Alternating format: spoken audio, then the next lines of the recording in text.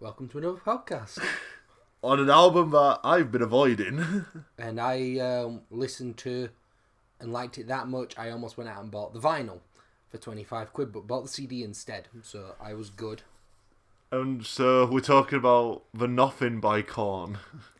Yeah, this is an album we have previously briefly spoke about, I think, when we said how we were worried for Deven Davis, and we were going to say, like, how tough this album could be to listen to.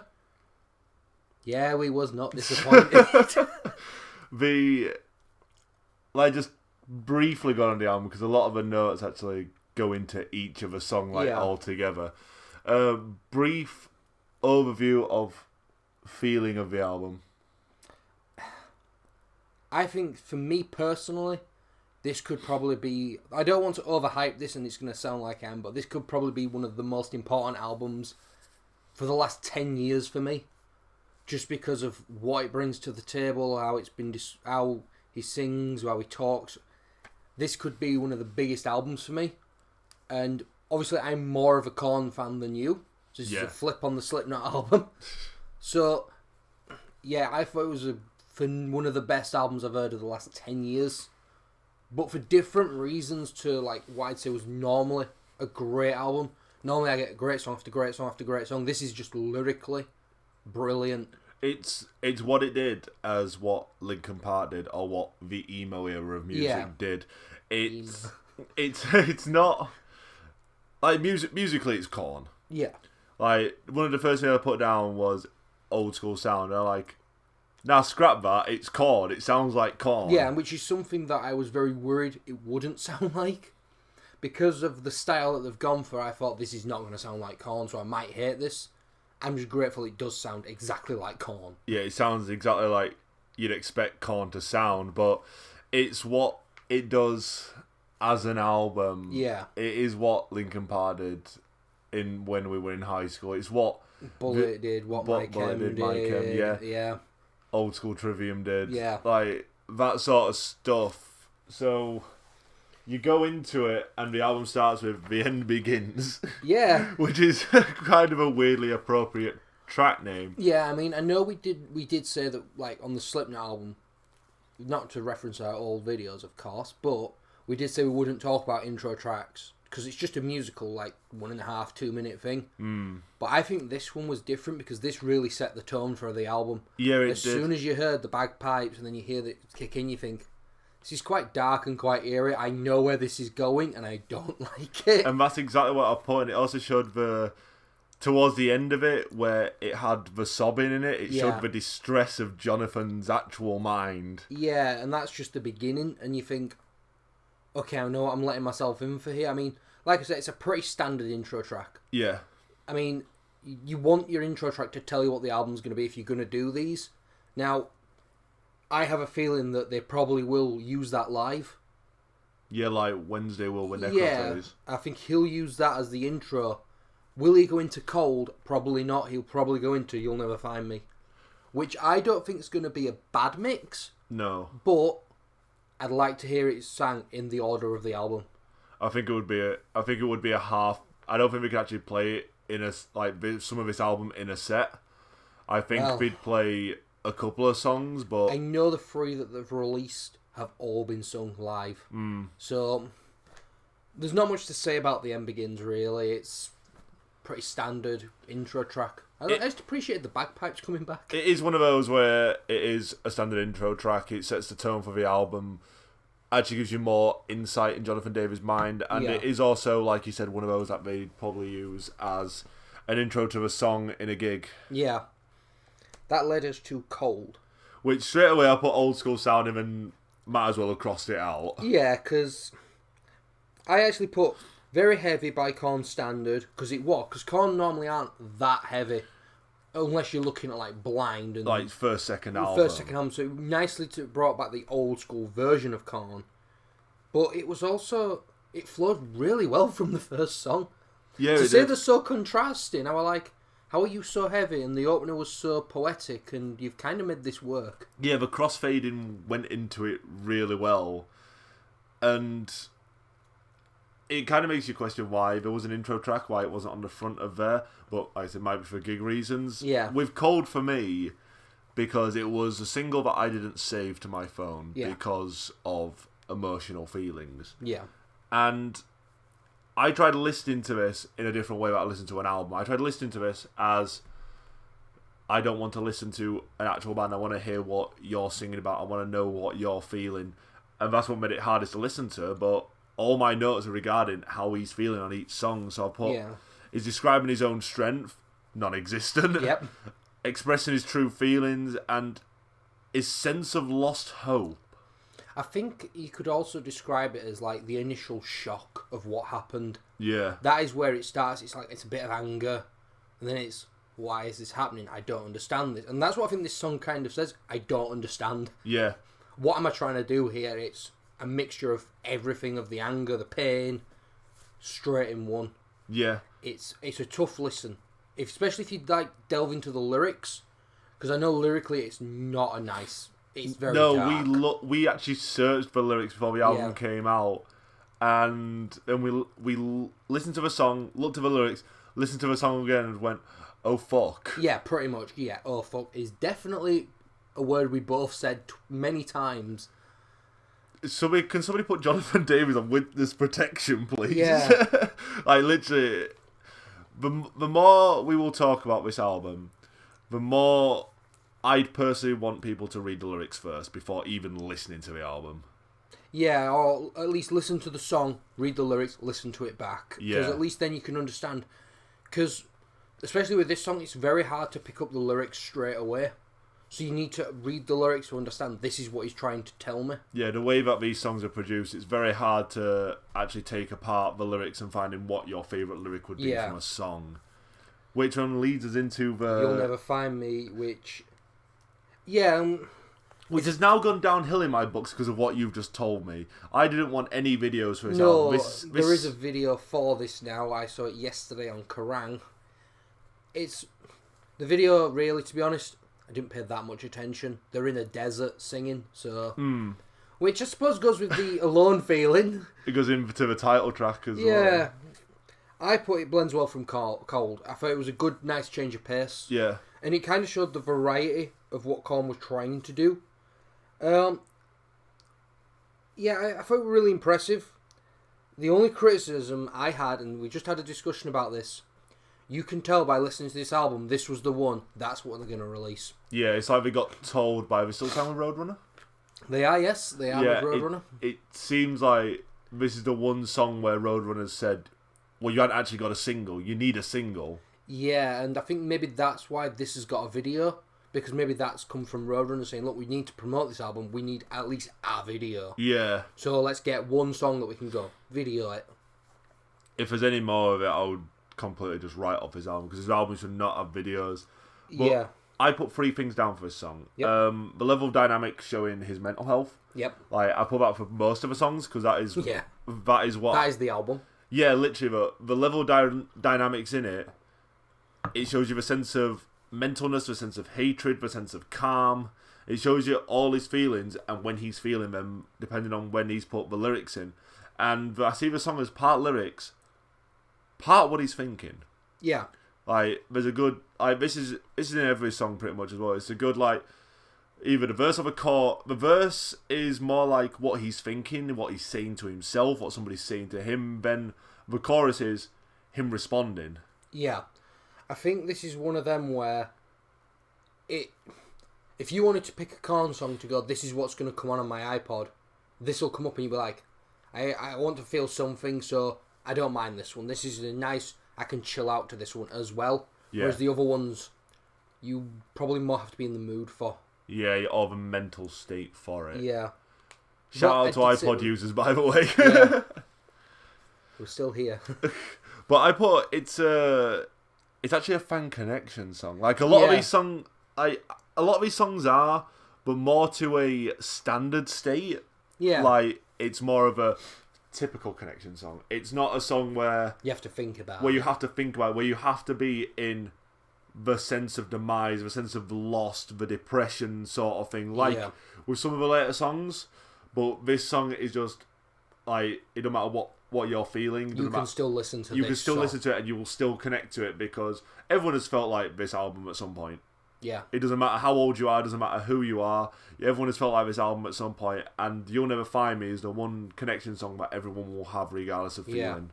Yeah. I think it could become a staple in their set list as well. Yeah. I think this is going to be one that he's always going to throw back to, no matter how long they're going for. Hopefully it's a long time. Hopefully. Yeah, because nobody knows what's happening after this album. After this album, the tour next year. Because they've already announced festivals, they're playing Download. So potentially London as well, so nobody knows what's happening after 2020. Yeah. We'll go on to the next song, which was The Darkness is Revealing. Yeah. Do you want to kick us off on that one? The two main things that stand out is him trying to understand. Yeah. Asking himself questions. Like, this album, because of the way that he's talking about it, I know even for you, with how you're feeling, like, it is hard to talk about this album because we haven't experienced this. No. We could be as low as possible, we could be as in any state whatsoever, but we haven't actually experienced this level of demise, this level of darkness. It's his interpretation of it, yeah, and what he's been through. I mean, you have to understand Jonathan Davis is, like we said, all of Korn were on a lot of drugs. Yeah. And they've come clean. It's taken them a long time to come clean. They're at a really good stage in the career. And then she's died of an overdose, and it's kind of been a big setback. And it's like how he's trying to bounce back from that. Now, I can't relate to that, but I can relate to it in the sense of what I've been through and trying to adjust that to what I'm feeling. Mm. I mean, I put about this song, the opening 3 tracks, Cold, You'll Never Find Me, and The Darkness Revealing, they're all very different. Yeah. Which I did appreciate. I know you thought they were a bit samey, but I thought they're still fairly different for Korn. Yeah, they are fairly different. The main pinnacle point is they all sound like Korn. Yeah. That is what I've kind of gone for. They all sound like Korn. You're not going to listen to this song and go, it's not a Korn song.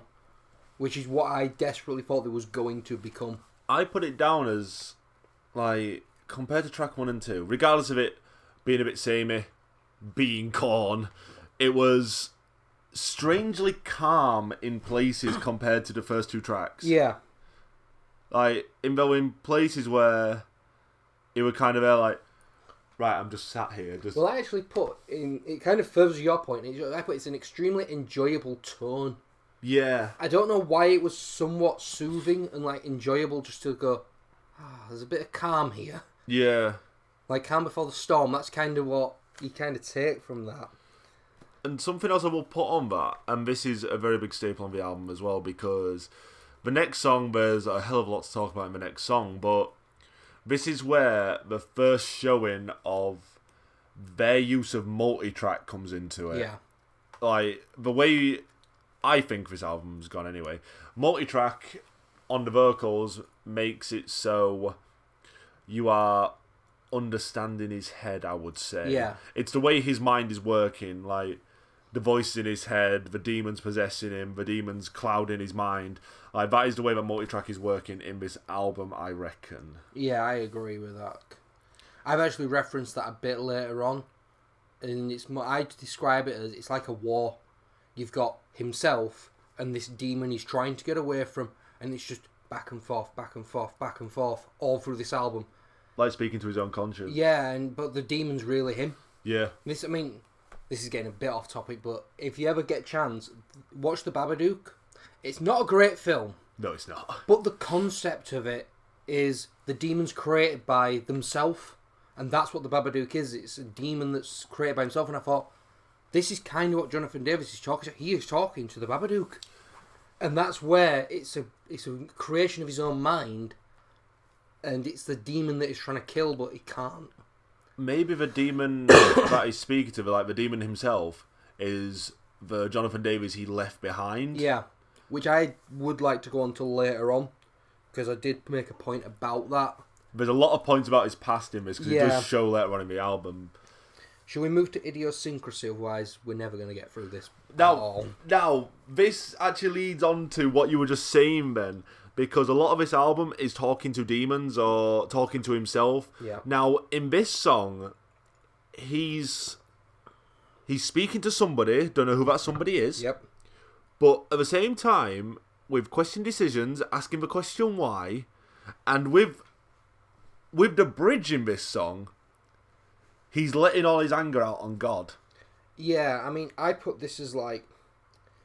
I put it's a really, really good blend of like heavy and soft Korn. Yeah.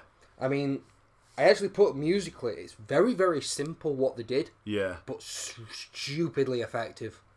I also said that it's songs about like he's running from a pain, and it's like there's a war going on between peace and war, and it's like the calmness is the peace and the background music is the war. Yeah. And it all comes together in one final battle. I was very confused at first when I was hearing like him trying to sing.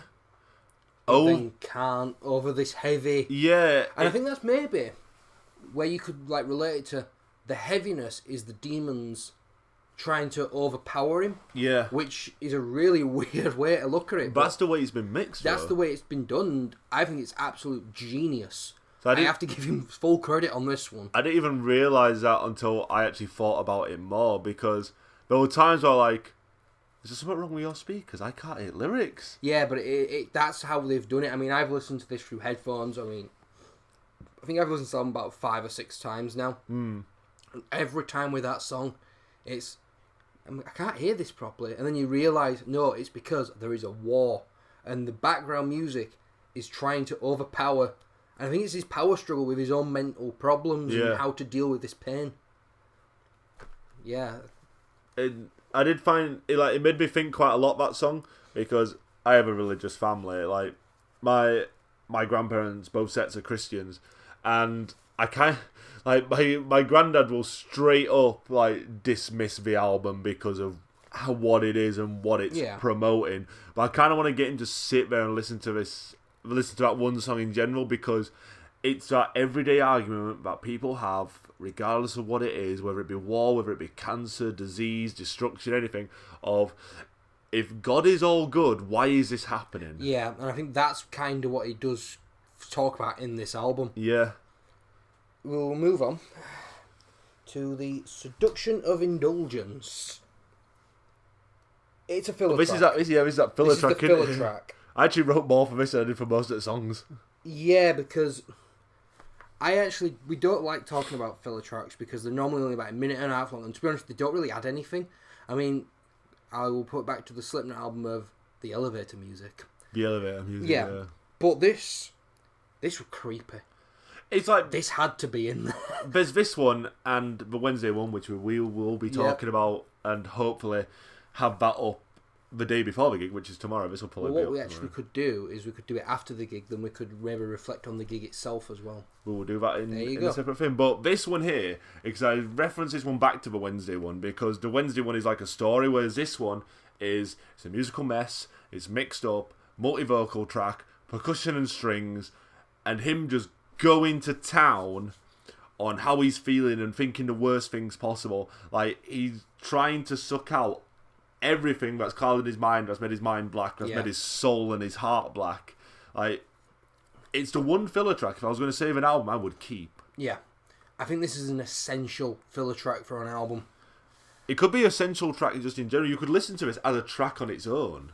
Yeah. I mean, to be honest, not to move away from this that quickly, but the next song, Finally Free, I put it was the weakest song so far on that album. But it goes hand in hand with the filler song. But like, I've actually put that down that it had to be on the album. Yeah. I mean, I might not particularly like it, but I wouldn't want the album not to have it because it needed to be there. It's that important to this album. I think without the filler track as well, and this goes back to the importance of Finally Free.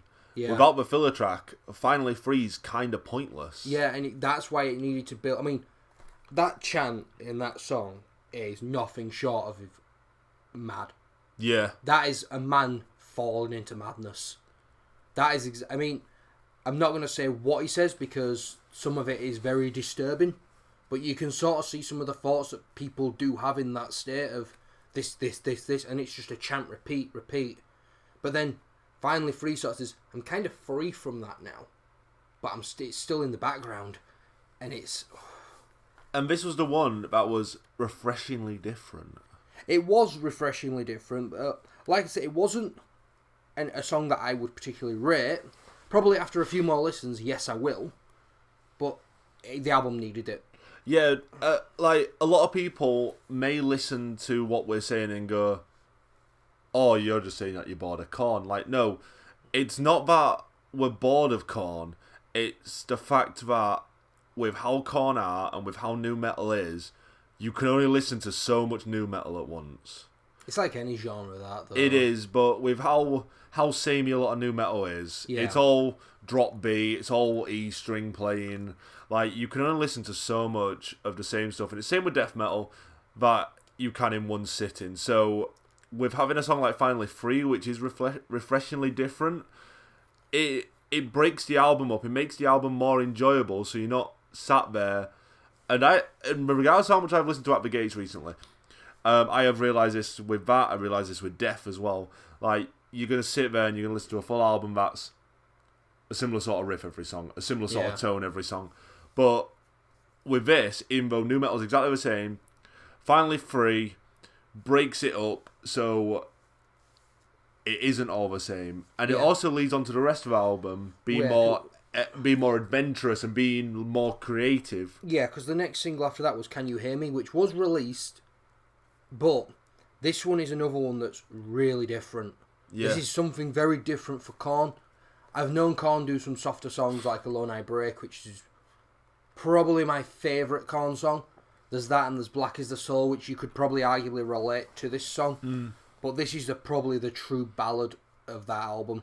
But it was a really nice break to have like 5 to, I think it's about 7 minutes of just something completely different. Yeah. I mean, I can't really say enough about this song. This song is probably the best song on the album for me. Well, I've actually only put 2 points for this song. Oh, well, there you go. And it's not that the song wasn't a good song. But also I'm trying to look at this from a less musical point of view. Yeah. It was very hard to, like, digest and delve into. Now, this was one of their singles, wasn't it? Yes, it was the third single they released. It is actually one I kept as well. There you go. And the thing I put about it was, like, it's him sort of reviewing himself, but it's the negativity that is the rest of his life. Yeah. Like, and calling out for help. It's him sticking a pin in, like, say, a drawing board or something and going, this is where I am now, this is it. Yeah, I'm kind of lost. Giving up on myself sort of thing. Yeah, it's a tough listen. It is. And I never actually realised it when it first came out as a single, but that's because the singles, regardless of the commercial single, don't work without the album. No. I mean, I loved it as an individual track, but I already had an incline as to what the album was going to be. Yeah. So, and to be honest, I will be brutally honest, for the last maybe 2 or 3 years, I've really started to appreciate Korn more. I've started to delve into a lot more of Korn's back catalogue, so I'm at a point now where I was really looking forward to this album. So I understood more, and I've been reading up about what Jonathan Davis has been going through. So I really liked his vocal work, so because I'm quite into Korn right now, it probably helps. Have you seen, before we go into it, you mentioned the back catalogue, Ben, and this is for anyone else that doesn't know, obviously we've got the Best Of album, which is about 11 songs. Yes. Did you know we've also got another Best Of album? Yes. Called the Best Of Collection, whatever. Yeah. You know, there's like 35 songs on there. Yeah, there is. It's kind of ridiculous. Yeah, I don't think a greatest hit should ever have that amount of songs on. I believe it should normally be about 11 to 15 tracks. That's probably a maximum. Slayer did same, but to be honest, there's that many bands that do it now. It's Iron Maiden do it, Metallica have probably done. You know what I mean? There's that many bands that do this now. I personally think stick to your 10, stick to your 15. Basically, do a set list. Yeah. Do a set list. Which leads us on to the Ringmaster. I really don't want to talk about this song. Although I did put that the beat in the background was actually really fun for this. And it was really catchy. Well, the first thing I will say on it is I likened it to Sweating Bullets by Megadeth. Yep, I know you did. Which does delve into the talking to himself, But I also put with a question mark, and we had this conversation before we started recording, because there's 2 songs on here where it's like he's talking to demons, and I did put talking to the devil with a question mark. But then as I thought about it more, and this is where it's different to a track two tracks down the line, is with the way that he talks, he's not necessarily talking to demons. No, it's like he's got a split personality. The person he was to the person he's becoming. I mean, I put it here that he's talking to himself in the third person, and then all of a sudden, he's arguing with himself. Yeah, and I think this goes back to the point of talking to old Jonathan. Yeah. Not necessarily demons, but his conscience, talking to that side of himself which he left behind. Yeah, and I've put here that this song is a true fight of emotion. It's like there's it's the inner. Everyone feels when you're in a bad place, you always feel like you have an inner demon, and like there's a beast inside you, and it's like his beast has decided to come out of him, or maybe actually better way to put it, it's like he's talking to stuff in the mirror, but the mirror's talking back. I did imagine that. Yeah, so he's like stood in front of a mirror. This guy's talking to him, which is him, and he's just looking and going, "But I'm going to fight back, but I'm finding it hard to fight back because you're making such great points." I think he did that in a video already as well. There's a lot. There is a video where he does do that. I think it's off of the last album. Thinking about it more as we speak about it, like Korn had a lot of those touchy-feely songs anyway. Yes. I was actually thinking about it from when you said it regarding the back catalogue, and I think a lot of the songs, like, this has always been something wrong with Jonathan Davis. Yeah. I think a lot of the songs do link back to the feelings that he left behind, that he's tried to ignore and got help for. Yeah. Like, he's got help for them, but they're not gone. They're just sort of covered up. They're just covered up. It's like putting a plaster over something. Waiting for something. This like plaster what's is happened. not big enough. Yeah, but it's like he's covered up all these problems from his past with a plaster, and you kind of just waiting for someone just to come and take it off. And this tragedy in his life has taken that plaster off, and it's just, you can't stop it now. No, it's like a spreading disease. Yeah. That brings us then to the gravity of discomfort. Something that does actually go in hand with disease, because diseases are not comfortable. No. So the gravity of discomfort. The world is against him, eye against eye, arguing with himself more. Yeah, I mean, we have a difference of opinion on this one, because I felt that this was probably the one song that didn't need to be on the album, whereas you said it did. But, I don't know, I felt this was too samey to everything. Like, we just had this thing. I didn't think we needed 2 tracks of it. I felt we could have just done with a 1 track of the Ringmaster, and that's it. But it's a different point of view of it. Like, whereas the Ringmaster is him arguing with his old self, then Gravity of Discomfort is him arguing with himself. Yeah.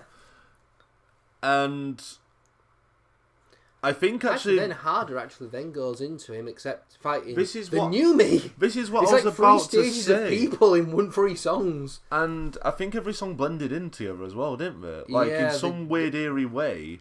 Like, like 3 stages of what he was going through. Like, I'm fighting the old me, I'm fighting the current me, and now I'm fighting the new me. Yeah, and I think like the like little bits of like sound effects, I did blend every song into each other. Yeah. Which, this is why you sit down and talk about things, because you realise things later on, because I did not think of that. Yeah, I kind of didn't think of that until about 20 seconds ago. But with that thought then, does Gravity Discomfort need to be on the album? To be honest, when you start to delve into it and think about it, yes, it does. I mean, I don't want to just change my mind just for being a narc or whatever, but when you start to think about it in that context, you need that middle fight. And this is where this album is awkward, because everyone will have their own different opinion on what should be on the album, should this album even exist. Yeah. But it's why this album was wrote. Yeah.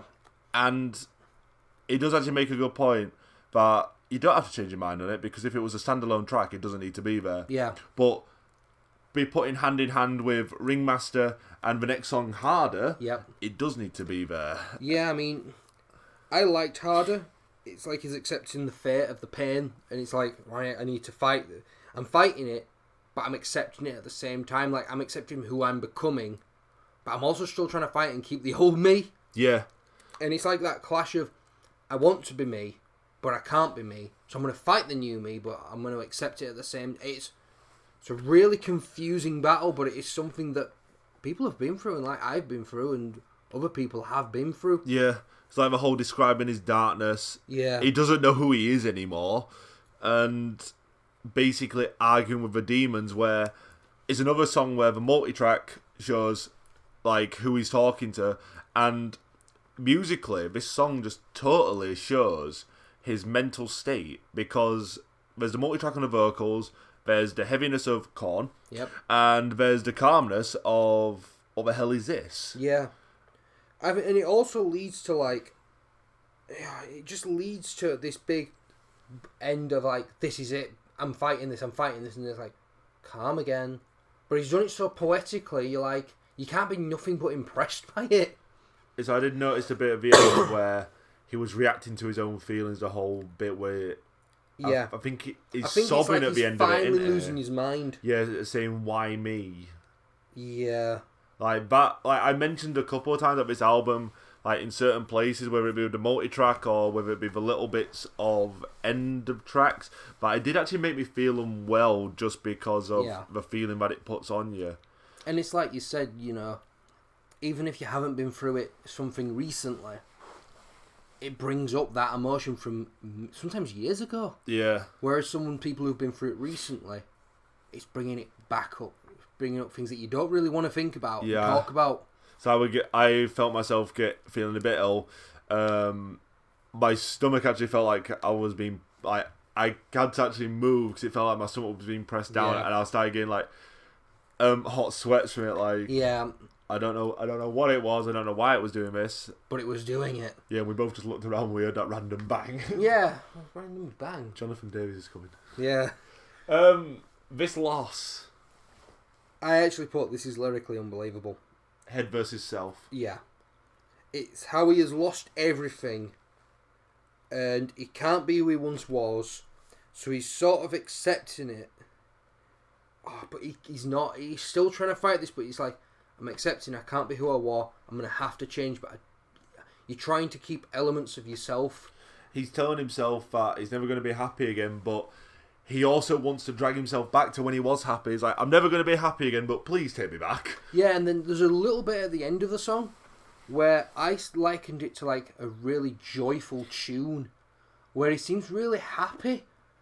That, you know, a brief moment like of he's happiness. Remembering. Like, oh yeah, I'm liking who I'm becoming now. I'm becoming a really good person. Then it's back to the darkness. Yeah. There's like a bit of a jingly sort of sound to the back end. That song was the actual song that actually made me remember like 5 years ago. Yeah. Like, I had to literally just take a moment. I had to blank everything out. Yeah. That song was the hardest for me personally to listen to. Like, it was remembering like where I've come from and who I was. To be honest, that's the entire album for me, so that's kind of where it was. I'm sure you've got a song that stands out the most for it. I've got about 5. There's that many of them because Can You Hear Me is probably the one that stood out to me the most. Yeah. But then Surrender to Failure was another one which just stood out. That massively. Song made my hair stand on end. Yeah. It's bleak. It's horrible. But it's so poetic and it's beautiful. It's poetically incredible, but bleak and horrifying at the same time. It's pure emotion. It's him coming to terms with it. Like, the main points I put down here, it's like letting his feelings out, last ditch of hope. It's the acceptance of what's happened.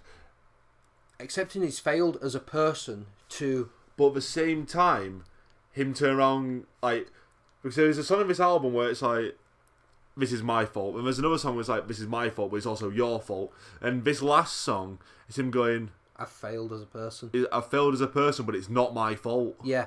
It's finally coming to terms with, this has happened, it's not my fault, I couldn't have prevented this, but it's changed me. Yeah. And that's why I think he sobs at the end going, I've failed. Because yes, he has failed her, but he also thinks he's failed himself. But he accepts it now as like, I couldn't have done anything. but I have failed. I think that was the first song recorded on the album. I don't think that should have been at the end of the album, but with I think the way the album went, that had to end the album. It had to end the album with how the album finished. Yeah. Like, with how it was complete, but I don't think with the original writing of it, that was going to be the last song. No, I don't either. This album could have literally, minus like 3 or 4 songs, this album could have gone in any order. Yeah, I think that's definitely true. Just as a general review of the entire album, it's a phenomenally well-written piece of music. It really is. From start to finish, it tells a really tragic story. And we've likened it to, like, if you're going through a hard time in your life, this is an album that you should probably listen to. But nobody's going to listen to Korn. No, because obviously Korn were big in, 2002, 2003. Whatever freaking lease. So we're talking 2001, let's say, just for argument's sake. I might be wrong. That was 18 years ago. Korn aren't big anymore, unfortunately. And It's people like our age now who grew up with Korn that are listening to it. And it is a shame. But I genuinely think this could be a life-changing album for some people. Maybe not for the right reasons, or it might be for bad reasons, but it's life-altering. It's a worrying album. It is, and I'd want to end this video the same way we ended the Slipknot video, but I can't. I can't turn around and say this album has a rating, this is my favourite song, this is my least favourite song, because that's not the way you look at this album. No, I mean, the only thing I would definitely say is definitely check it out. You've got to listen to it, but if you're going to just sit there and listen to it, don't be distracted doing something else. You have to just sit and appreciate what they're trying to achieve with this album. And don't listen to it like a normal album. Yeah, this is an album where it's going to make you think. It's going to make... To be honest, one of the things I actually appreciate about this album, and I've listened to a couple of albums recently, and I was like, yeah, they're good songs. This actually makes you feel something. Mm. And it's been quite a long time before a full album has gone, that entire album made me feel something. And that's why I haven't wanted to have, like, this is my favourite song of the album, because that's not the way this album is made. I mean, you can pick individual songs and go, I want to listen to that today, but not essentially, this is the best song you should check out. I mean, I could probably force myself to, but I genuinely would just say you've got to hear the album. I think it would be an injustice if you just forced yourself to. Yeah, I mean, obviously, if you're going to hear any, it would be You'll Never Find Me, because that's the one that's the commercial one. Yeah. But as an album, just listen to it as an album, not as individual singles, because you will not get the full effect of this. I mean, we've spoken to some other people who are in a bad place, and it completely ruined like them, and they only got halfway through the album. Well, yeah, it's like it bypassed somebody's like meds. Yeah. Not going into the meds that they're on, but it bypassed their meds, and they're like, right, I'm on my way to work. I best stop listening to this. Yeah. Now. And it's like this person absolutely loves Goo Goo Dolls. Yep. And they then had to go to pop music to try to pick themselves back up, regardless of how much they like that band. So yeah, I actually listened to that album, to be fair, after listening to the Korn album. So there you go. We had the same mind on that. When I went from Korn to the Goo Goo Dolls to the new Crash Diet album. So, but yeah, listen to this album with an open mind. Listen to it as an album. Don't pick and choose. Listen to it in one sitting. Sit on your own. I'd say keep the lights on. Yeah, you need the lights. Keep the lights on. Put headphones on, or sit there with a stereo, just on your own. Do nothing, but listen. Write notes down. Like, yeah, I mean, to be honest, if some of you out there are actually going through a tough time, and you are seeking help, this might actually help you, so you can understand your feelings a bit better. I know that's something it is an album that's helped me a bit. It's also not helped in a lot of ways, but it can help because when someone else is talking, you're starting to understand your own thoughts and feelings a bit better. It's a weird album. But I'm not going to lie, I am extremely proud that I own that CD. It is one of my proudest CDs to own. I don't think there's much more to say, is there? buy the vinyl. I hate to think how good it'd sound on vinyl. I am not joking. The only reason I didn't is because it was £25 on vinyl and £10 on CD. And £10 on CD is a bargain. Yeah, it is. But I think if we sit here and talk anymore about this album, we're going to be here longer than the 45 minutes we already have been here, pretty much. Yeah, which seems about standard for an album review. Ironically enough, the album actually only lasts 44 minutes. So, and I thought that 44 minutes kind of flew. So, it's not like it's a long album to listen to. It's an hour of your day, maybe. That's it. If you want to take your time with it. Yeah. I don't think I have much more to say, to be honest.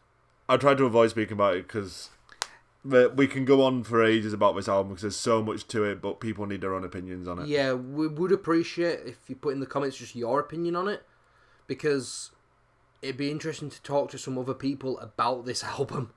This is an album that needs to be talked about. Yeah. So on that note, we will leave it there because, yeah, we will be here all day. Yeah. So leave a like if you did, subscribe if you're new, leave comments if you have listened to the album or you plan on listening to the album or anything like that. Just leave comments about what you think about this album. And any suggestions for what you want us to talk about. We're always open to listening to absolutely anything, apart from a few bands. But, no, we'll give anything a try. We'll see what we think. And we're going to have an interesting one talking about a gig for once, because that was something else we planned. But we'll end up digressing all the way, and we'll still be here on Sunday. So, thank you very much for watching, and speak to you all later.